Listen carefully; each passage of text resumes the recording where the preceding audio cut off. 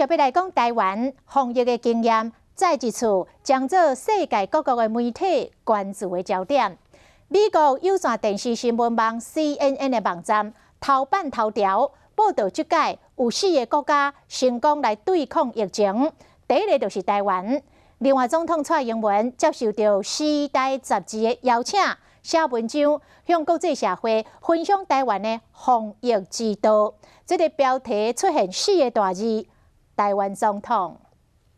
美国上有知名度的《时代》杂志，官网首页正中上显目的位置，就放我国的总统蔡英文的相片。这篇专栏是蔡总统受邀请分享台湾的防疫经验。上引人注意的是，标题就出现台湾总统的名称。蔡总统首先讲到台湾是坚韧之岛，会当克服逆境生存落来。面对疫情嘛是如此，尤其咱甲病毒的发源地非常近，也是成功阻止境内大流行。再来讲到在2003年 SARS 期间，咱失去数十条的人命，这个惨痛的经验，和政府甲民众伫疫情的初期就保持高度的警戒。台湾1月出现着首例确诊病例了后，就开始疫调，追踪旅游史接触史，防止社区感染，嘛点出维护部长陈时中的贡献。同时也佫设计出催压配售机制，互民众拢买会到，嘛负担袂起。蔡总统话锋一转，讲到台湾遭受无公平的待遇，被排除伫世卫甲联合国之外，不过也是愿意甲全世界联手合作。